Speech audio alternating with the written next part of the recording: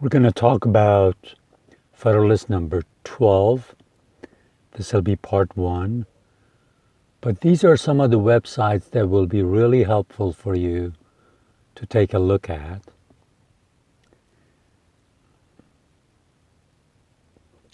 In some of these videos, I have mentioned that I am just getting you started in learning the alphabet of the American federalism in general. But take a look at these websites and you will have so much to learn, so much more to learn. This is a great website as a resource. It has all the Federalists, it has all the founding documents, so many different things. You can take a look at that.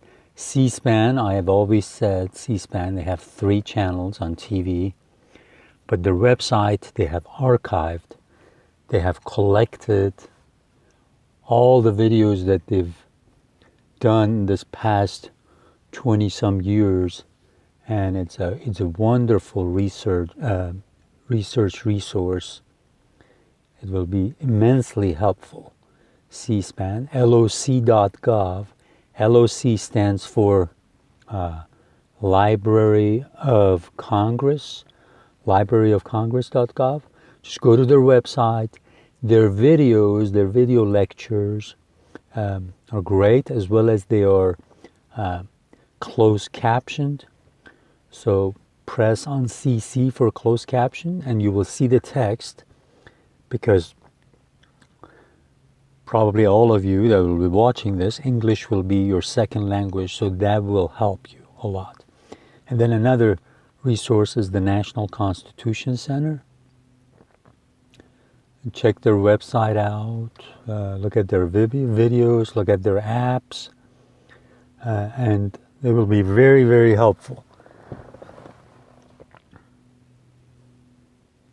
And I don't want to say this too much and bore you with it. I'm doing this with a $20 phone, so you're not going to get any good video quality, but we are not here for videos. We are here for audio, and then for me to show you certain things that it will be helpful to you. So I'm hoping that one day this will hopefully inspire some people who want to do something good for the world to expand on this. It is very easy. It's just that needs some energy, some goodwill, and do something like what I'm doing, except in a professionally done studio, professional sound, professional videos, great graphics, lots of great scholars out there. So come along with me. I hope I can at least get you started. Okay, I'm going to start reading the short paragraph and then a long paragraph of Federalist number 12. The effects of union upon the commercial prosperity of the states have been sufficiently delineated. Its tendency to promote the interests of revenue will be the subject of our present inquiry. Of present inquiry, he says, in this paper, here we will inquire about, we will learn about, we will find out about the subject of revenue. Usually when you talk revenue, that means income. And a lot of times it's used for a government, usually for an association that has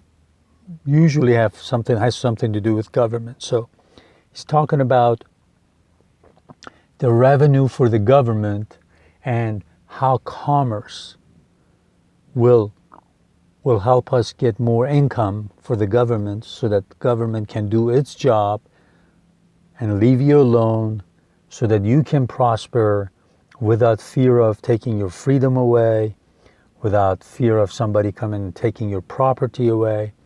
So he's going to pretty much talk about commerce and how great commerce is for multiple reasons, but especially for revenue for the government, so that you probably won't have to be taxed a lot.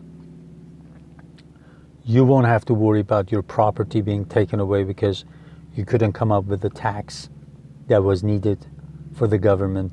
So kind of keep that in mind as we go along, okay? Okay, because the second paragraph is a little long, relatively, I'm sure that we'll have to continue in the next video, so keep that in mind. Okay, he says the prosperity of commerce is now perceived and acknowledged by all enlightened statesmen to be the most useful as well as the most productive source of national wealth, and has accordingly become a primary object of their political cares. So, because with commerce comes prosperity, that has become something that a lot of people are paying a lot of attention to. When he says has accordingly become a primary object of their political cares, that's one of the primary main things that they're paying attention to, that we need to pay attention to also, okay? And when he says enlightened statesmen, he's saying that anybody who knows anything about running a government, being in the service of government, working for the government in the service of the people, that is enlightened, that puts the interest of people ahead of interests of minority, people at large, that is wise, knows that commerce is extremely important. Then the next sentence says, by multiplying the means of gratification, by promoting the introduction and circulation of the precious metals. He talks about precious metals, you're talking about gold, silver. Those darling objects of human avarice and enterprise. Metals, silver, gold, anything that has to do with wealth is going to be lubricating the machinery of enterprise, hard work, that's going to entice people, that's going to get people all worked up about earning money, getting into jobs, enterprise. And he's very realistic. He says, darling objects of human avarice. Usually avarice has a negative meaning, okay? You're looking for wealth. And sometimes greed. But he's realistic. He says people are naturally going to be looking for that. They're not going to look for money to enrich others. They're going to try to enrich themselves, and that's how human beings are.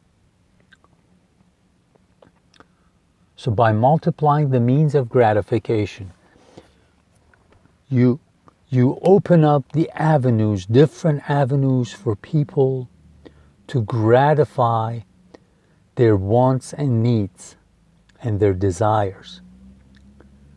Okay? To satisfy their needs and desires and wants. When you become a commercial state, a commercial country, you deal with commerce, you multiply the ways that people can satisfy their needs and wants and desires for money and wealth and all these things. And keep in mind, this article, this paper is written by Hamilton. And you will learn, as you learn American history, you will learn that he was really big into finding out a commercial solution to strengthening America, whether it was high tariffs, high duties, high taxes on things that came from outside the country, so that industry develops here, so that people start new industries and jobs. He was very much into that. You'll learn that later on, and you will learn that how different his way of looking at things was compared to Thomas Jefferson, James Madison, but especially how different he looked at things, how differently he looked at things compared to Thomas Jefferson. So you will learn that these so-called founding fathers, they were very much alike and trying to promote what was best for America, but at the same time, their view on things was sometimes totally different. So keep that in mind as we go along.